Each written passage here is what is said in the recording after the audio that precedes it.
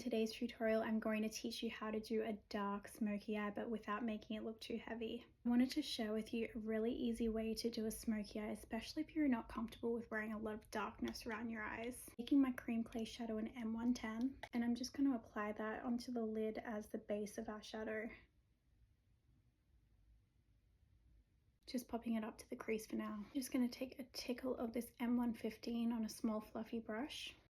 Kind of just priming the brush with that shadow, and I'm going to use that to blend through the crease of the eye. I'm literally just putting this small fluffy brush into the crease, and I'm just going to use that brow bone as my guide to blend that shadow. This is the Crozet D220 brush. You can see I'm just using that shape of my brow bone. I'm just literally pushing the fluff of that brush into the crease and blending back and forth. Using this guide helps me to not go up too far. I'm going to take my concealer brush just to lightly buff out those edges. I use a concealer brush for cleanup a lot. This is the Anissa Beauty Angled Concealer Brush. I'm just going to lightly set the crease of my eye with this translucent powder.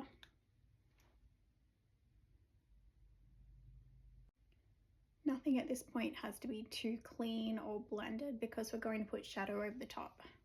Ever since I opened this palette, I knew that I had to do a smoky eye using this Deborah shade. It's a really pretty purpley green reflect, and that's why I used my plum cream clay first. I'm going to take this flat shader brush from Lethal to apply it. Tap off my brush a little bit. And then I'm just going and then I'm just going to apply that to the lid of the eye. When you're building something up and you want it to be dense, you're going to use a flat, firmer brush, and you're going to use little patting kind of pressing motions. I'm just tapping the brush in between so that I don't get any fallout on the cheeks.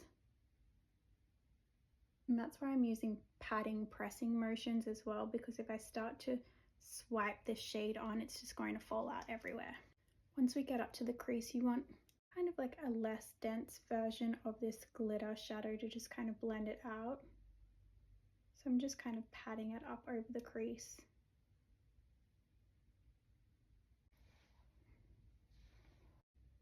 Just using small kind of tapping little patting motions to get a sheer layer to blend out that harsh line. And you can see I'm kind of brushing downwards as well because I don't want it to go too high up the brow. That first fluffy brush and just kind of blending along that crease line while my eyes are open so that I can make sure everything's blended. The real key to this look is having mostly a heavy top eyelid and just keeping the underneath really nice and light and bright. I'm just going to reapply my Maxine's Revenge French Face Concealer in Fair Cream with this Anissa Beauty Angled Concealer Brush, just to freshen up and brighten up the under eye just a little bit more. Next, I'm going to take this Boar eye pencil from 1999 and just make sure that there's no gaps in between the lashes and the shadow. That's one of my makeup artist pet peeves, is seeing a little gap of skin along this lash line. If you felt really weird not wearing anything underneath, you could go and apply just a really soft smoky shade underneath, but nothing too dark. But for the purpose of this look, I'm going to leave it as is and just curl my lashes and put on a ton of mascara. You could definitely apply fake eyelashes if you wanted to get a little more glam, but because this eye look is so dark, I feel like you can rarely see the lashes, so I just like to do a good coat of a nice volumizing mascara, and this is the Mob Beauty Volumizing Mascara, which is my favorite.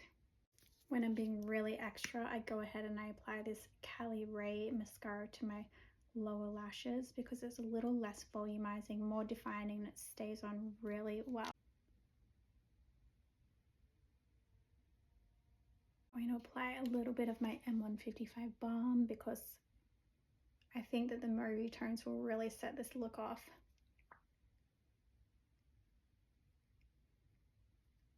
And my lips need it right now. I'm so dry. I wasn't going to do any cheeks, but I saw M111 sitting right there. I don't know why my voice is so husky today. Husky. Why did I say that? Delete, delete. This shade is a really kind of grayish lavender, but when you sheer it out or stretch it out on the cheeks, you can really see those mauvey, pinky, rosy undertones. There we go. There is a dark smoky eye look without feeling too heavy. If you kind of feel like panda eyes when you do those really dark smoky eyes. I was watching RuPaul's Drag Race season 8 and I saw Nicole Richie wearing a dark black glittery smoky eye without anything underneath, and it kind of reminded me of these little smokes that I used to do. Do you like this fresh take on a smoky eye, or are you just like, give me all of the under eye blowout? I do love a good under eye blowout, I must admit.